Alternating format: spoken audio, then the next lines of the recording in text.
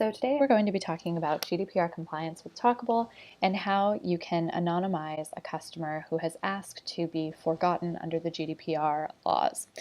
So we're going to take this example, qaquinn.martin@example.com. Let's say this customer writes in, asks us to forget them or anonymize their data within the Talkable portal. So we're going to navigate to the customer service portal by selecting the customer service portal tab in the navigation. And then in the person lookup page, we're going to enter their email address and click search. Once we've navigated to this page, we'll be able to click on these three little dots here, and you'll see that there are two options. There's an anonymize option and an export personal data option. If the customer is actually requesting you to share the personal data that you are keeping of them so that they know that all of this has been deleted, you can actually export the personal data and see all of the data that we keep on them. So it's email address, it's going to be first and last name, and that's it. It looks like for this customer, there's nothing else that's personally identifiable. We have, of course, their order history and order numbers and all of that, but mostly what we're concerned about, of course, is this email, first and last name. And if we did want to copy that data for whatever reason and share that with the customer to confirm once it's been deleted, we could do that.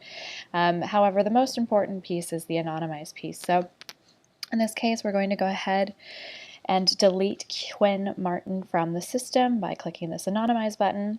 There's going to be just a little warning letting you know that once anonymized, all the data associated with this person cannot be rolled back. So this is going to be permanent.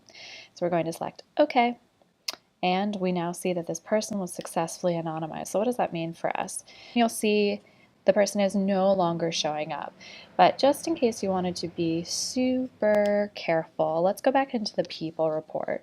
And now you'll go ahead and you see that we have this anonymized email in here. So instead of Quinn, we're now saying anonymized email. So you can still keep track of the fact that there were purchases, events, offers, and shares associated with this person.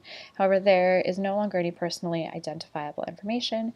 When we click on anonymized email, we don't see first name, we don't see last name, but we still have records of this person with regards to just purchases and advocate offers. The reason for this is if we had a friend associated with them and some sort of referral relationship, we'd still want to store that in Talkable so that you'd be able to know how much referral revenue was generated by a person, not knowing, of course, that it was specifically this Quinn Martin that's now been deleted from the system. And again, just to confirm one last time, let's just double check. Let's put in Quinn Martin's email again. Just make sure it's not going to be found. And here we are, no longer found in the system. Thank you so much for watching this video today, and please let us know if you have any questions.